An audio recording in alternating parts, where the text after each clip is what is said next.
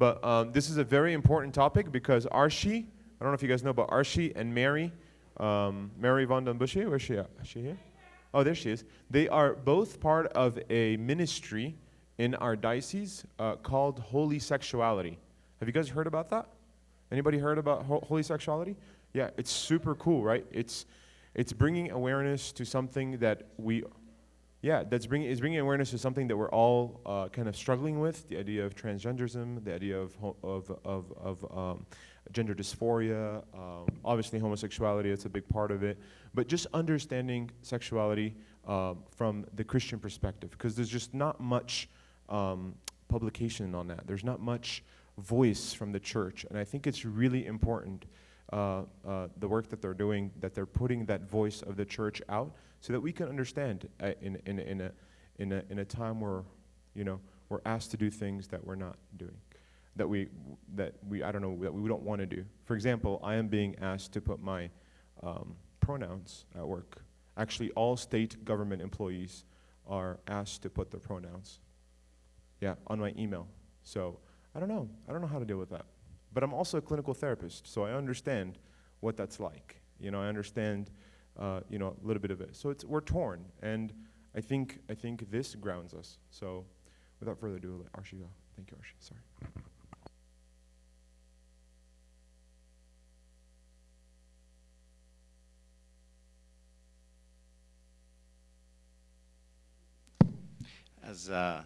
As Mina mentioned, I think they're recording it like 9 ways, Gabby.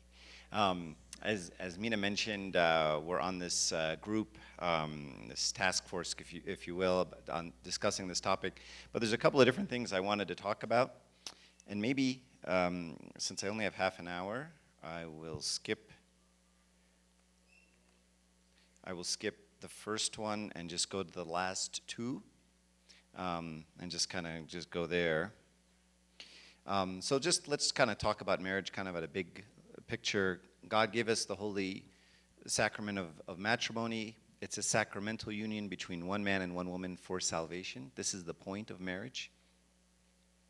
Male and female were created for communion with each other. Sacramental marriage is the only proper context for sexual relationships.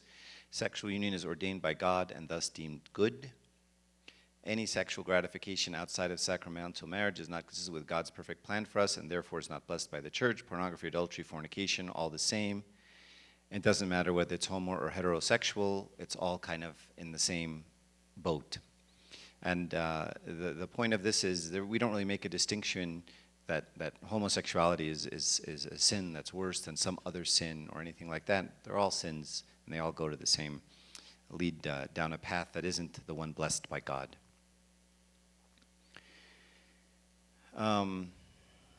Okay, so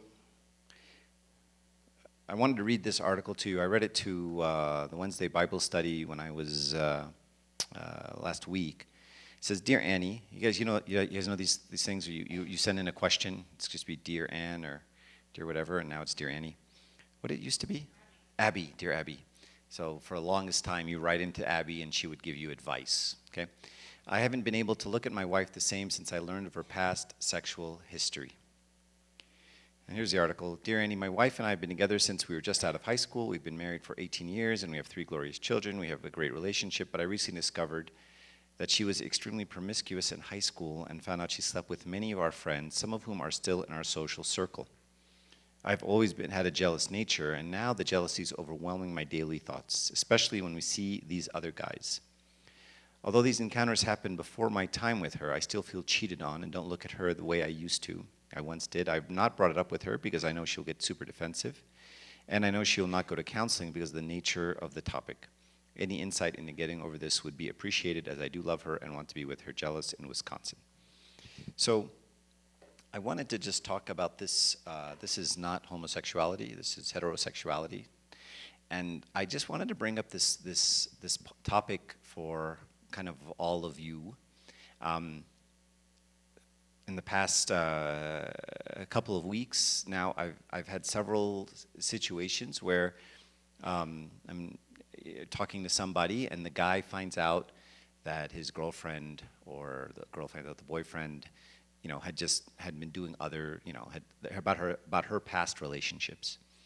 And frankly, he just can't get over it. And so then I see this article, and it just kind of hits me that it's important to note and to tell all of you, and this isn't about God and heaven and hell or anything. This is just about humans. This is about the way we are. And what I want to do is I just want to warn everybody that at some point, we can kind of mess around and we can do a lot of stuff, but at some point, your future something, someone you really want to marry, is going to ask you, so, who else did you date? What did you do? How far did you go? And they're going to want details. And many fathers in confession give the advice not to give details. They'll say, look, you've been forgiven. This isn't her deal. You don't have to tell her. And that's fair. But that doesn't always work, right? Because if, she says, so what happened in the past? And you say, my father in confession told me I don't have to tell you. All right, let's see how far that goes, right? And she goes, okay, but I want to know. Now what do you do? Right? 2 options. Lie. Plead the fifth. That was what the first option was, right? You plead the fifth. First option, lie. My advice, do not lie. Ever. For anything. It will be found out, and now you're just a liar. And believe me, she won't trust you after that. So, I wouldn't lie. Then the second option is tell her. Or you can hold your guns and say, my father in confession has said I don't need to disclose this information to you, right? So I guess the point I want to make here is the actions we take now are not just between us, right? It's not just even between us and God. There's a reason why God has asked us to live a certain way. And it isn't because he's restrictive or that God is Egyptian, which some people think. When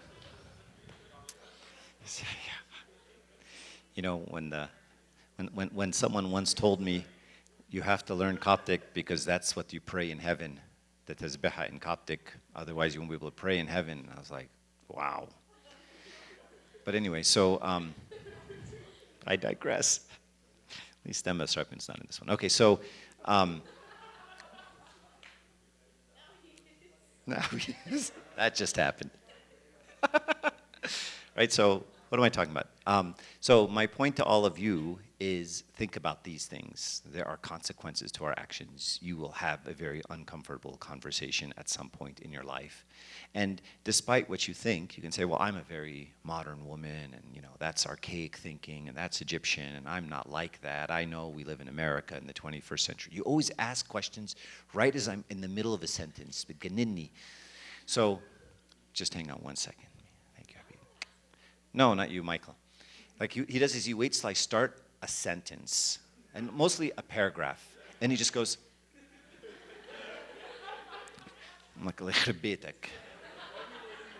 all right, yeah, oh. So he does this during the Bible study too. It drives me nuts. What was I talking about? Now you freaking distracted me. What was I saying? Yeah. So you can say I'm a woman in America and I'm modern and that's old-fashioned thinking, and I'm getting there. Let me just finish. Just people stop interrupting me. So, but then when you find out your soon-to-be husband, fiance, slept with 11 girls, that's not going to sit right. It's just not going to. You can say what you want, but it's not going to work. Especially when you find out, 2 of the girls are like in the retreat center now. And you're like, oh. Or worse, like this guy did, he finds out years later that the guys he's been hanging out with, his wife slept with. Right? So we're human, right? These things affect us. And you can reverse this boy, girl, boy, whatever, right? Any guy who finds out his future wife has slept with, 10 guys, that's not going to sit well. And that's not because he's an Arab male and closed-minded and doesn't. It just doesn't, right? And when I talked to this particular person, I was like, well, she confessed, and he's like, oh, I know. I'm fine. I know God's forgiven her. That's not the problem. All right, this is not a theological issue. I just can't get it out of my head. You know, I just can't unsee it. Right? And these are the real consequences of our actions. Right? So just something to think about, right? As you decide and make choices down the road, that sometimes you're going to have an awkward conversation with someone, and it isn't just Abuna who's going to be Malish Habibi or Malish Habibti and God forgive you, right? It's going to be someone else. So anyway, something to think about. Michael, you had a...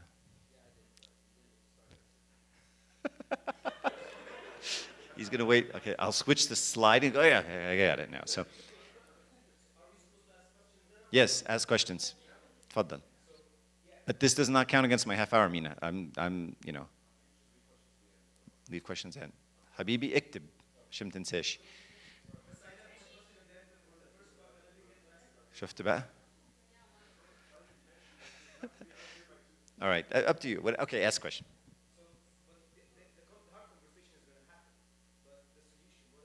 Yeah.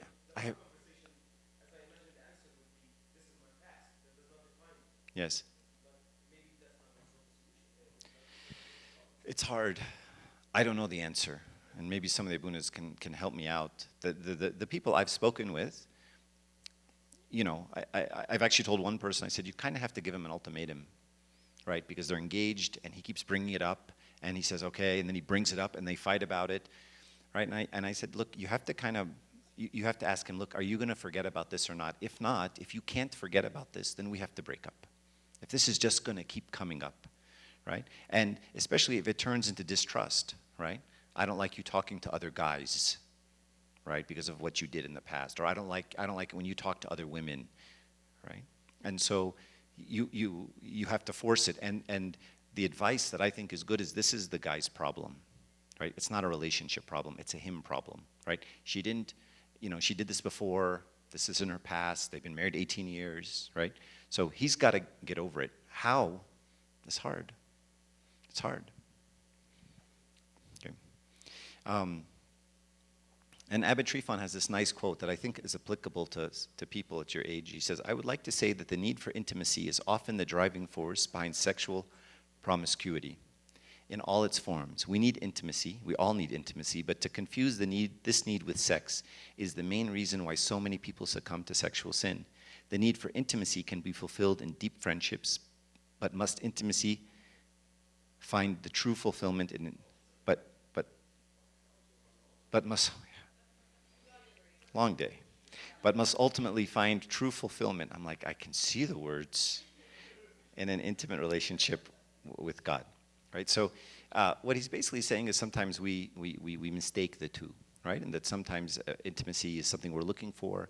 And you hear this a lot, right? Some girls will talk about things they've done with guys, and they've done it because, well, if I don't, then he'll dump me, right? Or he won't, whatever. We won't talk. We won't hang out. We won't listen. Whatever, right? And so that's not okay, right? Focus on the need for intimacy and don't mix it up with the sexual sin. That's Abbot Trifon there.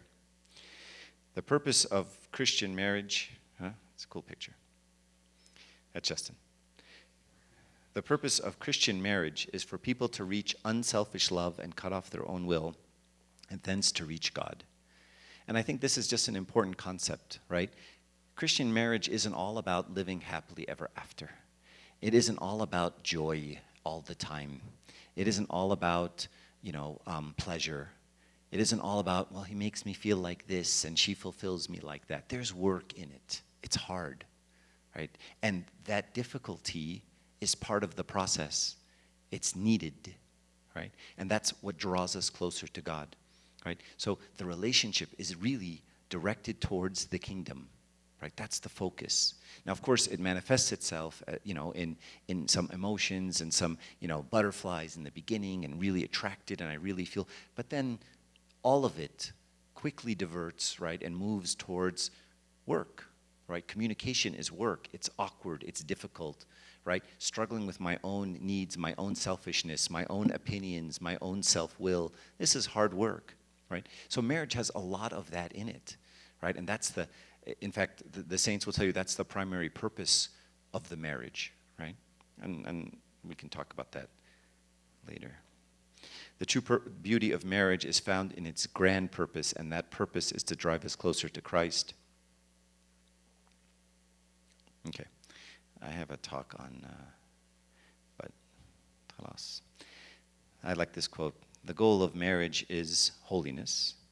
We don't get married to live happily ever after, to have children, to have a home. No, the main point is to enter the kingdom of God together, which means that I'm ready at any point to pay any price, to maintain any sacrifice, to endure any difficulty in marriage. Therefore, you cannot break off your marriage at the first difficulty that appears, or even if that difficulty continues, but it must be preserved. Marriage must rest and be built on this foundation, and that the mutual bond is built and strengthened on the joint march of the spouses toward the kingdom of God.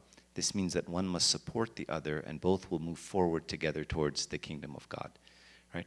And so just keeping that perspective, right, this is the focus. It isn't as much about the wedding and the house and the honeymoon and the cute, decorations we'll get and, all the things that kind of come along with it. Those things are there and they're nice, right? And they're, the cherry on top, right? But they're not the ice cream, right? The ice cream is work. It's salvation. It's the kingdom, right? And as soon as I put my spouse before God or my family before God, I have a problem. Right? When a man says something like, I would steal for my family, we have a problem, right? Because if you would steal for your family is above God. And that can't be the case, right? So it sounds like a really great thing, but it's not, right? Because it just means your priorities are off. All right, so let's get to same-sex attraction. So this is the group that Mina was talking about, that we're starting to meet and talk and discuss these issues. And it's a very nice group. It's very diverse, and we've been discussing a lot and talking a lot about how to approach this issue. We're finding resources on how to discuss this issue. So let's just kind of quickly go through God's view. But from the beginning of the creation, God made them male and female. For this reason, a man shall leave his father and mother and be joined to his wife, and the two shall become one flesh. So that they are no longer two, but one flesh. Therefore, what God has joined together, let no man separate. Right? So this is the biblical command that we have. It's clear, made them male and female. A man shall leave his father and mother, be joined to his wife. Okay?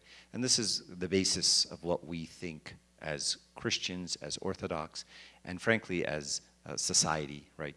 The nature of the world that we've grown up in. But I want to bring up this term, gender dysphoria. And it's one of these things that keeps coming up. And again, I went to the Wikipedia. It is a term that describes a sense of unease that a person may have because of a mismatch between their biological sex and their gender identity. The sense of unease or dissatisfaction may be so intense it can lead to depression, anxiety, and have a harmful impact on daily life. So on the drive over here, we're actually listening to a podcast on this topic. And the speaker did a really good job of putting you in the world of these people. And he said something to the effect of, imagine looking in the mirror and thinking, that's not me. That's not my body. I don't feel like a woman. I feel like a man, or the other way around. And imagine the amount of loneliness and fear that comes with this. You're a teenager, you're struggling, right? And the amount of the judgment and self-hatred that you have, and the amount of fear of knowing everyone's going to think when this comes out. And these people struggle with this. When they look in the mirror and they see a boy, they think, that's not me. Now, why this happens, I don't know. There's lots of hypotheses, there's lots of theories, there's lots of studies, right? None of them conclusive. Right? And none of them absolute, right? We haven't identified a gay gene, right? Are there correlations with abuse? Sure. Are there correlations with daddy and mommy issues? Sure. Are there correlations with all kinds of different things? Yes. Does that mean people who were abused are always gay? No. Are there people who are gay who are not abused? Yes. So making any kind of generalization is very difficult and usually unfruitful and unnecessary.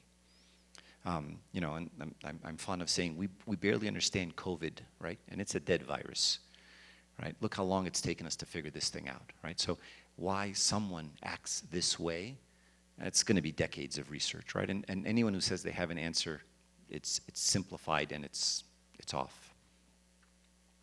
But I want you to see that there's a person there. And there's a really great researcher, or he's a professor at Holy Cross Seminary, Dr. Philip Mamalakis, and he actually wrote this book called Parenting Toward the Kingdom. It's a really good book. I highly recommend it when you get a little older and you have kids to parent. But he talks about three different perspectives that he got from different researchers, and he interviewed a lot of people and talked to a lot of people, and he just said these are kind of what's out there. The first one is called the integrity lens, right? This is a sinful thing. It's a choice to rebel against God, and it needs to be opposed by Christians. Okay, so that's the, if you will, the hardcore stance. Then there's the middle view, the disability perspective. And this is a result of, so basically saying this homosexuality, this is a result of the fallen nature, right? This is the result of fallen man. You have a broken body, right? So just like someone can be born with a bad heart or no hearing or no eyesight, this is a similar consequence. And just like you can have we have a fallen body, we also have a fallen mind and a fallen intellect and emotions, right? So all of these things can happen because of this brokenness. And that this state can be healed, right? It can be fixed. And then the third one is the diversity perspective.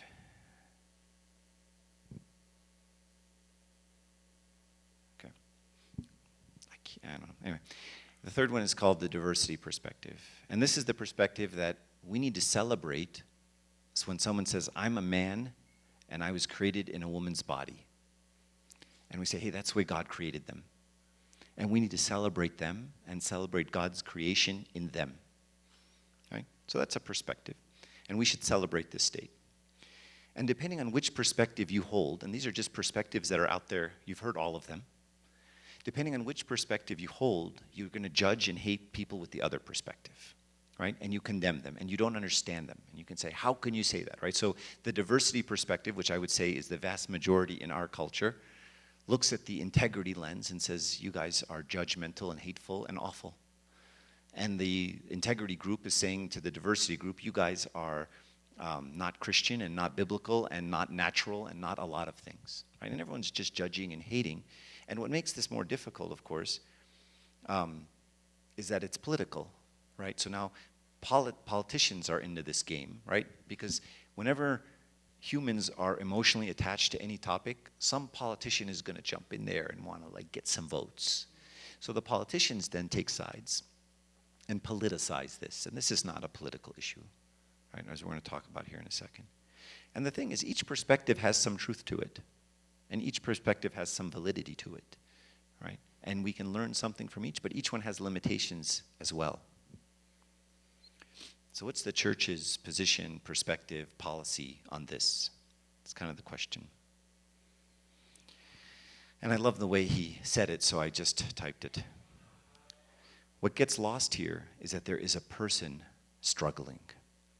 So when you say, what's the church's perspective? The church's perspective is there's a human being on the other side of this. And that's the key, that's the most important thing the church is thinking about. There is a teenager who is lost and confused and hurt and scared. And they are alone in this battle. They can't talk to their parents. They don't even want to come out to the priests. They don't want to come out to the servants. They're isolated. There's a person in pain. There is a person suffering. And that, more than anything, should be our first and foremost concern. Not a policy or a procedure or a position. The church's position is that we want to ease that pain and burden in any way we can. So we don't offer a perspective, we offer a person. And I love the way he said this. Who do we offer? We offer Christ. So we don't have a perspective, we offer a person, the person of Christ, and a path of a new life in Christ. And that ultimately needs to be our driving force in the way we deal with this issue. Not so much, well, what's the right opinion and what's the right? We offer God. That's what the church does. Thank you. So what is the church's position, perspective, policy on this? Each person that is struggling is unique. And they have their own story and their own background. Everyone arrives at this point for different reasons that are actually not at all that important. How we got here? The church's position is that the person deserves to be heard, known, and loved, and uniquely guided given their own set of circumstances in a pastoral and loving and non-judgmental place. Each person is unique. And sometimes we hear broad strokes, like we need to put them into conversion therapy and we can convert them out of homosexuality, right? And then someone will say, I know a guy who was gay and he got converted out of it. And I'll tell you, I know 5 that committed suicide doing that. So that's not always the solution. And then we actually had a very nice conference call with someone who was gay, who became Christian. And he basically said, he was not big on that conversion idea. He said, you just have to live celibate. That's just the life you live. As a gay man, that's the life I live. I live a celibate life, right? Not everyone has to be married. Not everyone gets that blessing in their life. And there's some people who are heterosexual who don't end up getting married, right? And they're also called to be celibate the rest of their life. So the church, through a relationship, has to get to know that person, most likely in the pastoral priest relationship. Since each person is unique and out of respect for their human dignity, we can't tell that person what to do and what is right or wrong before we get to know them. And we love to do that. We love to tell you, why is this wrong? Why is this right? Let me tell you what it says in Leviticus. And we love to judge very quickly. And the church is saying, no, we need to get to know this person. So before that person is heard, received, understood, and feels like that person has a place in the community. Because I can assure you, you can throw as many verses as you want at a person, and when they walk in the door and everyone looks at them judgmentally and hatefully, they're not going to come back. They're not going to like you. They're not going to like your Jesus. You are the image of Jesus that they see. And so we have to bring these people into the community and love and respect them. This doesn't mean we agree with them or condone their actions, but we are affirming their struggle. We're not saying what you're doing is the right thing, but I can say you're a person and you're struggling, kind of like what we talked about this morning. It's really no different, right, than the teenage boy who's got a porn addiction and everyone at church finds out.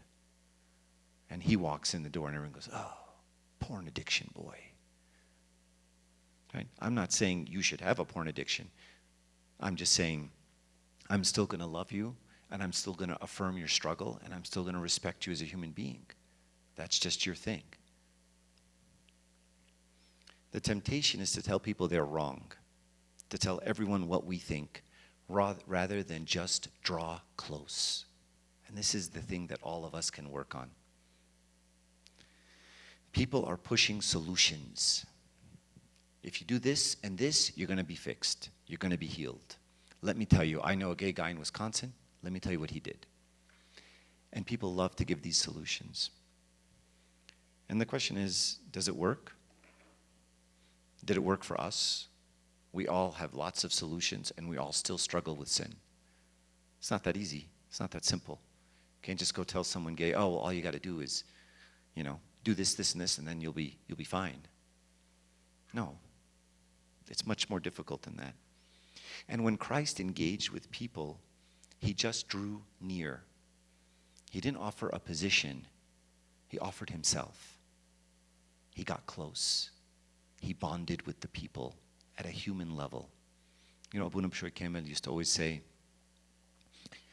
as a servant, when you're talking to a child, especially one who hasn't been to church very much, or any youth or anyone, he says, don't ever talk to him about Jesus. don't bring up God. Talk to him about his shoes. I like your shoes. I like your pants. I like your soccer ball, right? Don't talk to him about Christ. Draw close first. And this is really good advice to all of you as servants, as friends, as mentors. Be there for people. That's what they need. I don't need you to tell me it's wrong. In fact, if you really press me, I know it's wrong. In fact, this gay man that we spoke to, he openly admitted that. How does he know it's wrong? How I felt afterwards. No secret here. We've all messed up, and we know how we feel afterwards. So you don't need to go point it in his face. Right? Draw close. Do what Jesus did. Does anybody have any questions? I can stop there if you want. Yes.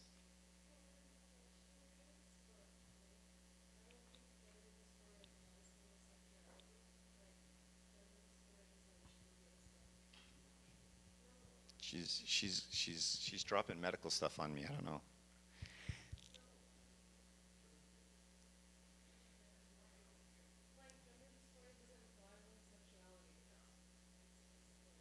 I messed those up.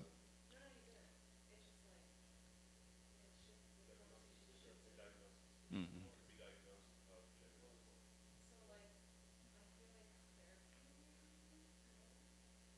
Therapy what? Would or would not be effective? Would or would not be effective? Mm. Mm-hmm.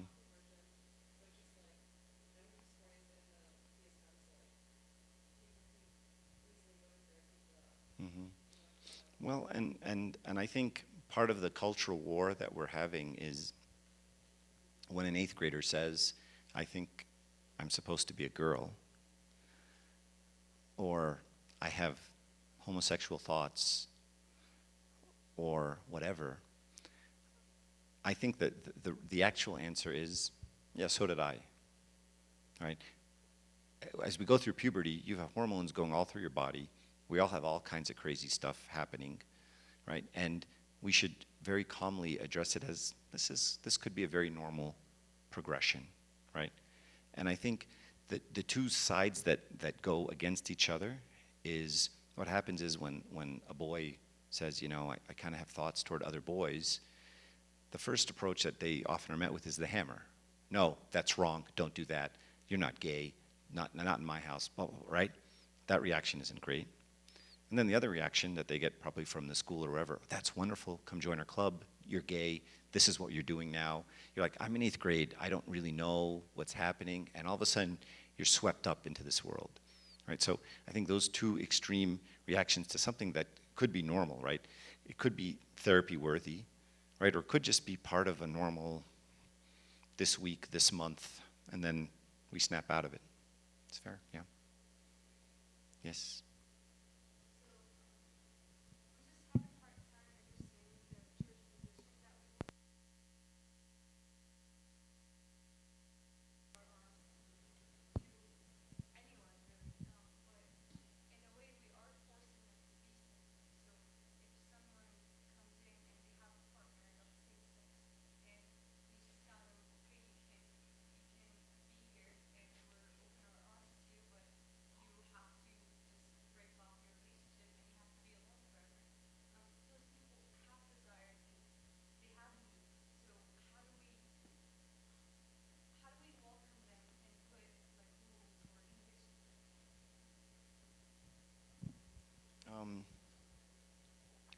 I mean, the first thing that I'll say is you hit a really, really important point, which is, you know, when someone goes up to Abuna, you know, a 20-year-old boy goes up to Abuna and says, Abuna, I really want to have sex. You know, Abuna can say, well, just wait a few years and you'll get married and you can have sex then. Right? But when a 20-year-old boy says, I want to have gay sex, Abuna's answer is different, isn't it? It's, no, you're never going to get married. You can't have gay sex, and no porn. So what do I do? When no nothing. So what do? Just sit there and burn. with desire till you die. So what we're putting on the people that come into the church is tremendous. And I think what we have to distinguish is my role and Abuna's role, right? I'm not Abuna. And so what we have to do is sometimes we say, well, we have to tell them, you don't, actually. You can just keep it to yourself, right? So when they're at the point when they want to speak to the priest, they can speak to Abuna. And Abuna, in a pastoral way, in a loving way, in a unique to them way, can figure out what the deal is, right? Is it leave your partner? Is it conversion therapy? Is it prayer and fast? Who knows what the answer is, right? What's my role is at least to have empathy and feel what the church is calling these people to do, which is heroic, right? I mean, when you take a monk asked to be a monk. This guy didn't ask to be a monk, right? And you're saying, you got to be a monk.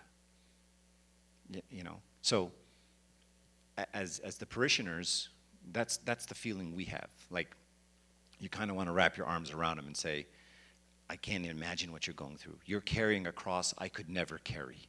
You're carrying a burden I could never carry. Instead, we attack and shame them as soon as they fall. And it's like, you know, if you were carrying this cross, you wouldn't last any longer than they did. So, I don't know if I answered your question or not. Yeah, yeah, you and then you. Go ahead. So then our job is to provide them intimacy and friendship, that way they don't feel that crippling loneliness, or what exactly? What's our role?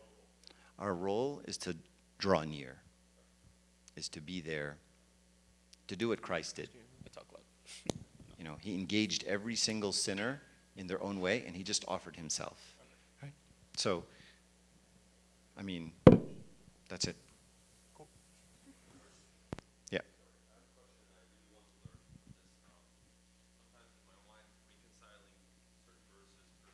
St. Paul says, not even to eat a meal with such a sexually immoral person. So, I mean, as a person who, I mean, how can we, I totally get what you're saying, and in my heart, that's right. But then sometimes I feel like, where do we draw a line in terms of our relationships with such people who are sexually immoral, not in a judgmental way? That's kind of what I would love to learn, please. You know, I don't know the answer. I mean, you know, I mean, if I stop eating meals with immoral people, then we're not eating together, you know, all of us are not going to have any meals, right? So that's going to suck. So we're just going to have to close the cafeteria at that point. So, you know, obviously that's not what he's talking about. Right in the middle of the sentence. Once more. You have the answer? Michael, yeah, go ahead, Michael. Amar. Huh?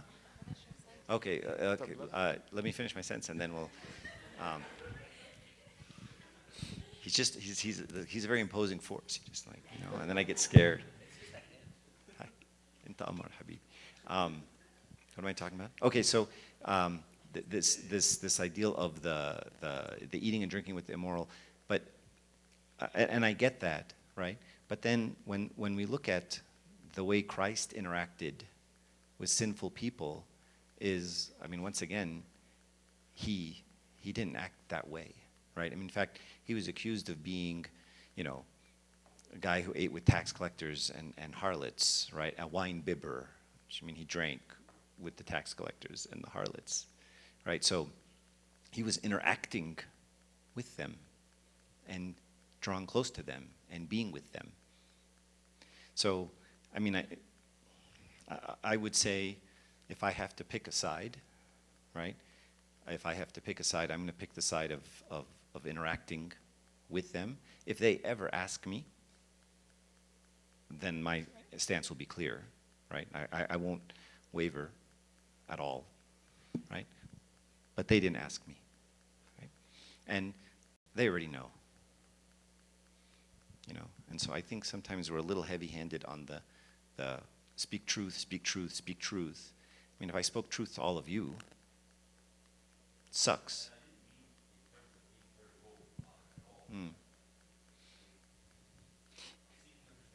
Yeah, no. I mean, and this comes up in something like, do I go to a gay wedding, right?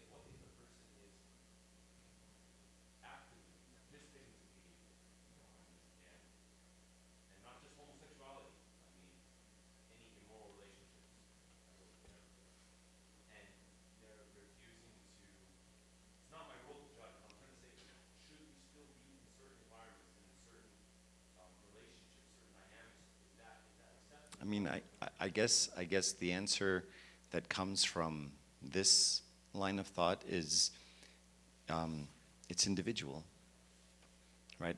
And again, it's you want to hear, well, what's the church's position on this? And I think with respect to the individual, it really depends. Are they a 15-year-old who's messing around? Is it someone who's defiant? Is it someone who's angry? Is someone getting back their parents? Is someone who's really injured and messed up? Those are very different scenarios. And so sometimes when you answer a question like that, I'm imagining a person and you're imagining a different person, right? And then I'll give an answer and you're like, I don't think that's right because you're imagining Joe and I'm imagining Kate, And so I think the key is my stance, is my view of humans and people and sinners, and then out of that will come hopefully good answers where God blesses. Yeah, Tony.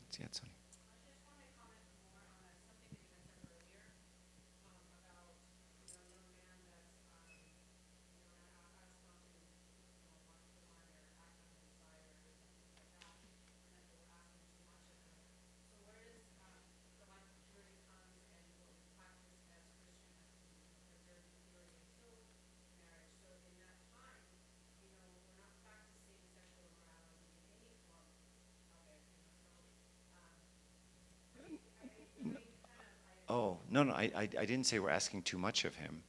What I said was, for the heterosexual, there's at least light at the end of the tunnel.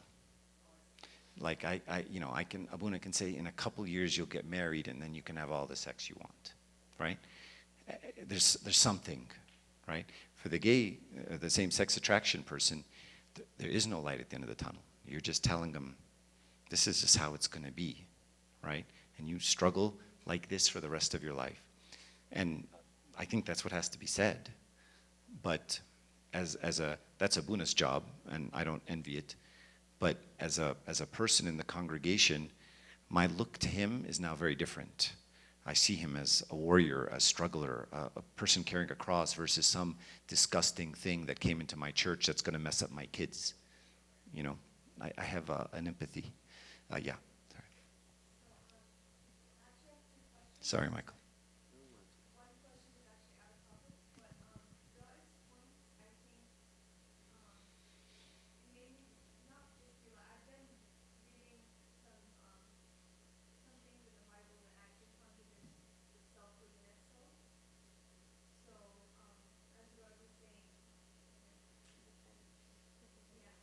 Turn it on before you hand it to Akuku. So, what I'm trying to say is, does the Bible sometimes, no, okay, it does contradict itself sometimes. So I'm not sure what to believe or which to go with. Well, I mean, I think this is the inherent danger in Bible verse warfare. Yeah. Right? And this is why I don't really like this approach, right? Because if you pull out a verse that says this to me, like Rod did, I pull out a verse that says that. And then we go down the road, right? And the church doesn't do that, right? I remember, when you read Pope Shindo's book on comparative theology, he's very much balanced, and he says, look, we don't take a single verse and then go to town with it, right? Justification by faith, like many of the, there's just certain verses that people like just, and this topic is one of them, right? Where someone, will pull up something in Leviticus, right, and say, well, okay, it's very clear here, and then I'll say, well, in Leviticus it also says you're not supposed to touch a pig, or you'll be stoned. So then, what about that one? Well, yeah, we don't do that one. Okay, so then, but so now you're, and so the church is it's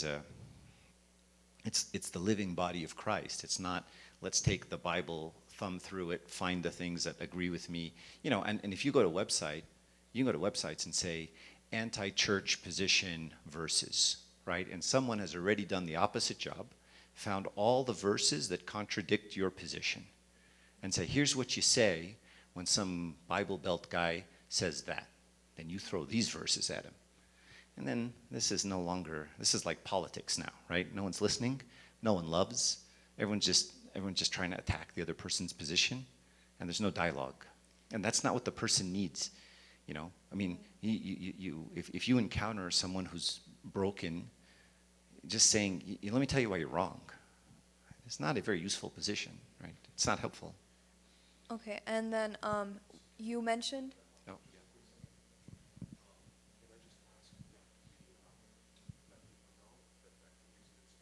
Activities did start. Whoever wants to go can go.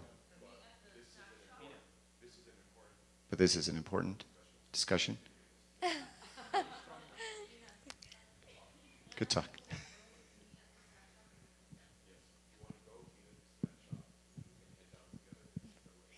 You want to do it or I do? If you want to go, meet at the snack shop and then head down and go together. So you can leave anytime. I will not be upset. Gabby, really? You're getting up?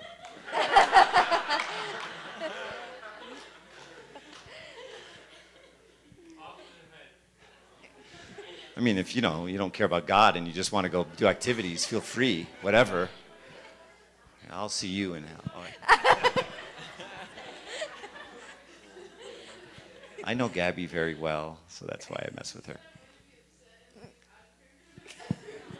That's the joke, Sophia. That's why it was funny. Way to analyze what just happened there. Got you all right on the nose. You're like, hey, I know what you did there. Okay, yeah. Oh, did you have a second? Yeah, it's a quick one. This one's quick. Yeah, this one's Okay. really quick. So. But you have to talk in the microphone. Sorry. Thank you. Ooh, that's loud. It's loud. Yeah. Okay, so you also mentioned that as long as the person is not partaking in any sexual activity, but they are gay, they can still come to church and take communion, right? Because there's only two reasons why someone shouldn't have communion or partake of the church, and it's, I think, blasphemy, right? Or living in Again, that's all Abuna's department. So just let Abuna. No, but this is important, right? Because you'll see a group of lay people sitting in a circle, having a very intent discussion of the rules of who can take communion and when and how and blah, blah, blah, blah, blah, right? And possibly a young person overhearing, forgive me, hateful garbage, right? And being quite turned off, as they should be, by this stuff, right? And we enter in these very, very, very unfruitful and unholy and unchristian discussions about stuff like this. There's a bunch of hands. Okay, she was. Which one? Michael, you've been so patient, ya habibi. Haram. Tfaddal ya Michael. Hey, you want this mic? Since your name is Mike, barapish. See what I did there, Sophia? His name was Mike, and I said Mike. That was funny. That was funny, such right? A good That joke. was good, right? That was Thanks. such a good So funny. Yeah, go ahead, Michael. It's off. We just love these off microphones. There you go.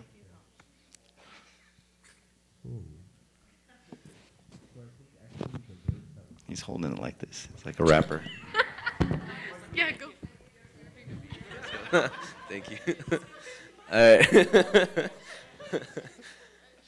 Okay, so I think that when Paul talks about immoral people and not having like food with them, I think those are the people who are denying Christ continually. Like even if you talk to them, it's just like a wall. And I think when someone's coming to our church and they're coming for healing, we should like we talked about it before, not judge and treat them with love. And I don't think that's what Paul is necessarily saying not to do. He's not saying not to eat with those who seek help. And another point, this is the question I had like back when, I scared you off a little bit. But so if we as a body,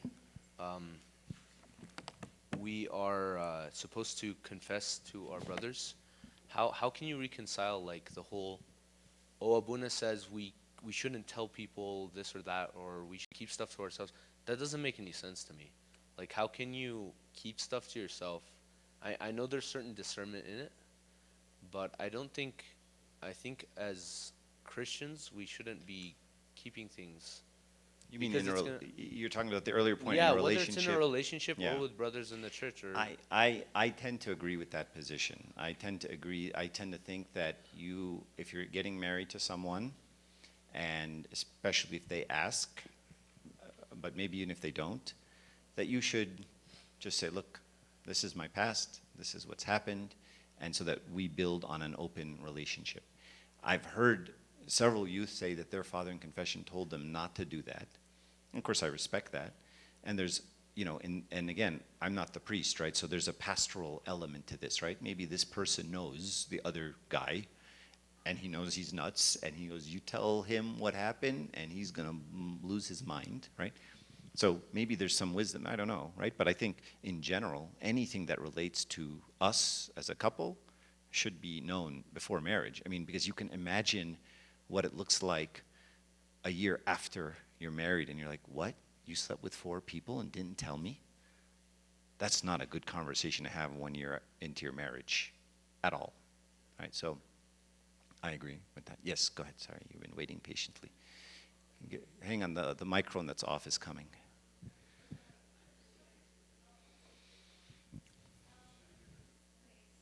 Yeah, see, it's off, yeah. It's off, I told you. Hang on, let's turn it on. No, stop. Okay. Hello. Oh, Yes, thank you. jeez. It's powerful. All right. So I heard a rumor that regarding marital activities, you can only do like one thing. Like, my question is why, and what happens if the married couple doesn't go with that? It's like, You know what she's asking? Nicole, Yeah, that's the clergy meeting that we had. that. Next question. Okay, nice. Once again, that will be between. Please speak to your father in confession about that topic. Next. Yes. Sophia. He doesn't like you. And then Julie. Okay, go ahead. Okay. So I have a friend who identifies as gay, and I have had this conversation with my father of confession, and I'm not contradicting anything he's saying, but I would love to just have more insight from you. Sometimes he does confide in me regarding relationships that he has with men, and I guess it's hard to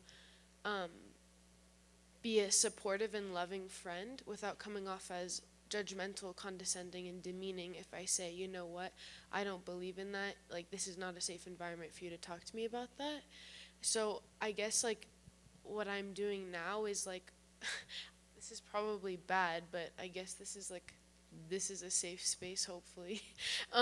Like, when he does talk to me about that stuff, I kind of just, like, move to a different subject because I feel like I'm weak. I'm not strong enough in the place I am right now in my spiritual life to, like, tell him what to do. And none of us are, but like I feel like I will turn him away from God if I come off too strong saying my own like belief. And like I want him to feel comfortable going to church with me. Like he wants to go to church with me, and if I tell him, hey, like, you know, in the faith that I'm in, like I don't believe that you should be having relations with someone of the same sex, he's not going to even want to step foot into church. So I guess like I know that was kind of long-winded, but how do I not like deny Christ, and by not saying, hey, this is what I believe, while also not encouraging his actions, while also still being loving and supportive and knowing that he can come to me if he needs anything. Yeah, that's super hard, and I think it just requires a lot of discernment. And like you said, you may not be equipped for that kind of heavy, discussion, because it just depends on so many things, right? I mean, if some guy's coming to you and saying, look, I really struggle with this attraction. I mean, first of all, is he Christian or not? Is he Orthodox or not? Is he practicing or not? How old is he? Is this first experience or not? How long has he been struggling with this? There's 8 questions, I need to know before I can even start to answer a question like this, right? Is he coming to you and saying, oh yeah, I hooked up with this great guy the other day, this is so awesome, blah, blah, blah. That's a very different discussion than, this happened and I don't know what to do and I feel bad. Those are 2 different. So it's very, very individual, right? And so, again, this is something I would, maybe talk about with a spiritual guide, father in confession, whatever, and just try to figure out, how to thread the needle there. But like you said, I mean, if you just come in with you have a friend talking to you and they're just kind of confiding in you and you're being there for them. Once you sense, I think once you sense, I don't know, it's hard. I wish I knew the answer. Yes?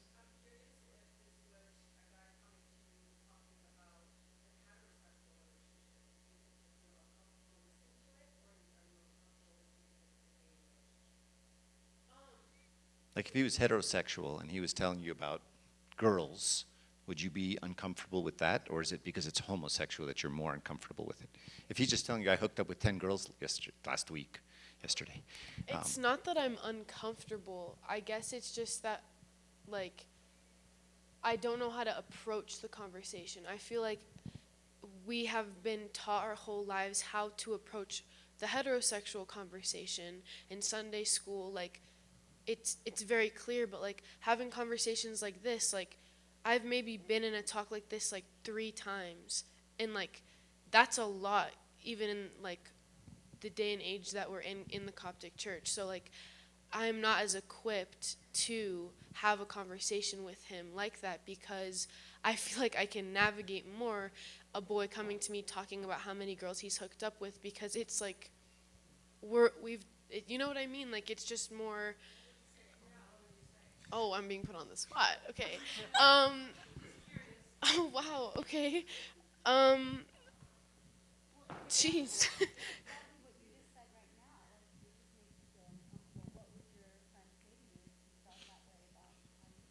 Well, I guess in that situation, I would just, like, once again, just, like, lead with love, make him feel like, well, one, I would ask if, like, he was okay and if he was safe in whatever he was going through, and then maybe, like, hey, talk to this counselor, talk to this person, like, if he's going through something. But in terms of, like, him coming to me about how many hookups he's had, like, I don't even, it's kind of hard to, like, come up with an answer on the spot, but I feel like I would just be like, thank you so much for coming to me. I'm glad that you feel comfortable enough and safe enough that you can confide in me. To be honest, I'm not very experienced in that expertise, and I don't engage in that activity, so I don't know if I'm the best person to be talking to about this, but like anything else you need, I'm here. You called it an expertise?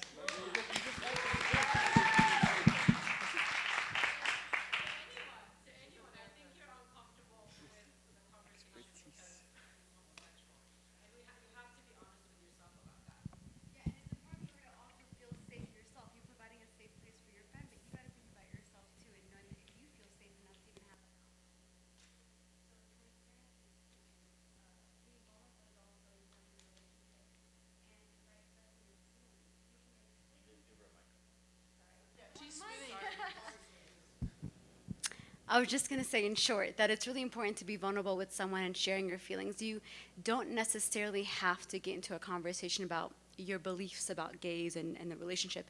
You can just simply say, like, listen, I don't think I am equipped to talk about this with you, but I am here for you, and that is more than enough.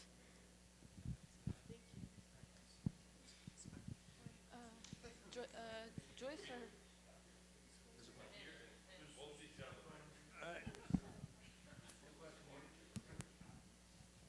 If somebody wants to go, was before me, that's okay. I love it. Okay. I just wanted to say something based off of this, what was just said. I think a lot of times also people will come to you in a vulnerable state, not necessarily because they're looking for advice, but they just want someone to vent to. Someone they trust you enough, whether you have the answers or not, is not as important as will you sympathize with me and let me get this off my chest. You know what I mean? Now, if you definitely don't feel qualified, that's super important to say that, and I think they will respect that. But just that you're here listening to me talk to you is huge. And for some people, it's paramount.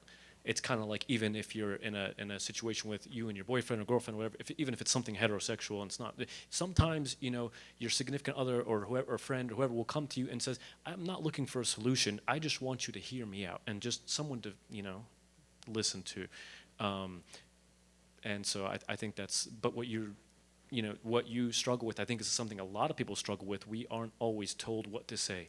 It's always like, gamers, لا ما نتكلمش في الموضوع ده ونقفل الموضوع على طول, and then it becomes like, okay, that is, I think, a problem, because when people come to you and say, oh, you're Christian, right? Or, oh, you believe these things, right? Why do you believe that? And why should anyone respect your faith if you claim to be a non-judgmental, organization or person, and then you come and the first thing you do is judge? So, that is super important for us to know how to respond to people. Really? Joyce? Oh my God, thanks. I'm not gonna ask about how you treat, people in the population, because they're human just like us. I feel like we talk about them like they're aliens, but anyway, I was just gonna ask, earlier you said that's the priest's, department, all the specifics, the beliefs, all that. Cool, but what if someone asks me, they don't know a priest or whatever, and I'm the only Orthodox or only Copt or whatever person that they know. They're not gonna go out of their way to go to a priest. I'm not gonna be like, go to this priest. I'm not gonna say that. I have to say something, and I don't know what to say, because... I think, it comes back, yeah, but it comes back to the 8 questions you'd have to ask before you could answer that, right? So this person who's just, the person who's asking you, are they Christian? Are they in the church? Are they struggling? A rando. So some guy, you're walking down the street, you're at Starbucks, he's like, hey, you. How random are we talking? But these details matter, right? Wait, why? Well, because, assume, in class.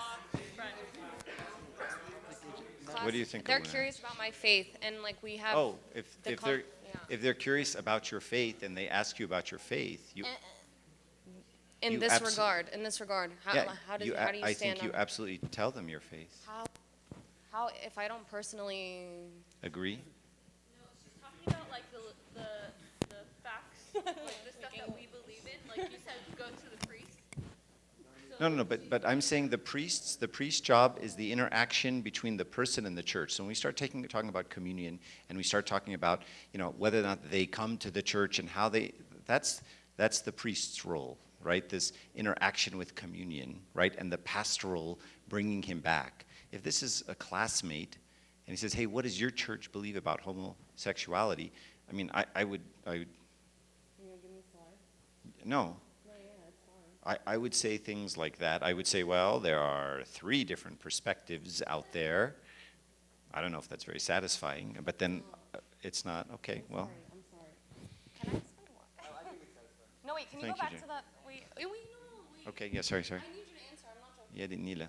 I'm sorry, I need content, because literally it happens at school, and I'm just like, I cannot answer because I don't vibe with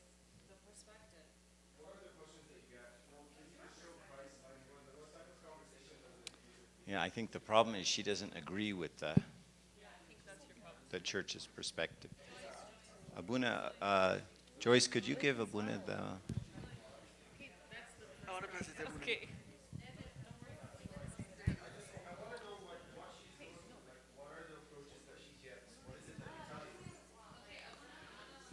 I think it happens casually in just school settings, or you're just out with someone who's not a part of the Coptic Church, and conversation about society and the norms and those things surface, right? I remember several months ago there was an interview with Lauren Daigle, and they asked her, "What's your opinion on homosexuality?" Right? And she said, "Well, I mean, who am I to say or to judge what's right or wrong?" Right? And then just brushed right over. Like, I heard that and I cringed, because there's a difference between judging the person and condemning the person and saying what's right is right and what's wrong is wrong. I would have loved for her to say, "I disagree with it, but who am I to judge anyone and the way that they live or what they do, because I'm not perfect and I believe that this is against the faith," right? I feel like we're in a society where we've strayed off to this progressive liberal end, and everything is about tolerance and everything is about acceptance, and we translate that to, I have to stand on sand and I have to tippy-toe around the truth because I'm afraid of offending anyone. The two are not mutually exclusive. Christ loved everyone, but he also spoke the truth when the time came. And that's where wisdom has to come, right? And a lot of times you don't really have to say much, especially for the people that know who you are. The people that know who you are. So I'll tell you an example, and Abuna Dani remembers this. So he was going to meet someone who is walking down that path. And so right before he posted, "I'm meeting Abuna so he can fix me," just to make a mockery out of it. Right? Abuna didn't even say a word to him. Didn't even meet yet. Not even a hi yet. Didn't even tell him what you're doing is wrong or this or that. If somebody knows you're Christian, love is enough, because they know where you stand. So you don't need to shove the truth down their throat. And as a matter of fact, they're waiting for a reason to validate their opposition to the church. See, you're judging me, and everything can be twisted and taken out of context. So there needs to be wisdom in this, because once you love, you can't say, well, tolerance and accept, and who am I to say what's right is or what's wrong or whatever. And the youth in our church are afraid, are truly afraid of holding on to the truth. And they're afraid of being called homophobe or sexist or racist or you name it. It's not the Christian path. I was talking to a teenage girl at our church that was reading a book about this guy who had an affair with his, he was married, he had an affair with another guy. I don't know if you guys know what book I'm talking about. So I'm like, okay, whatever, what do you think of it? It's like, it was interesting, Okay, cool, it's an interesting book, but what do you think about what he did? And he said, well, I mean, who am I to say, that's just the way he is, and, that's his lifestyle, and it's not my place to judge. I'm not asking you, see, she couldn't even see the question for what it is. Where do you stand? I'm not asking you to judge the person. It's a fictional character, for God's sake. She's afraid to say, this is wrong. And you don't need to shout it out. You don't need to post about it, but where does your heart stand? That's what matters. where your heart needs to stand on a solid ground of love and truth, and that's governed by wisdom. That's why St. Anthony and the Fathers say this is the greatest virtue. Wisdom has to govern this, so that you know when you stray on one side or stray on the other. The church has battled with this for centuries. One side, like in the early church, the church is saying that Christ is a human being, human being. He's human. One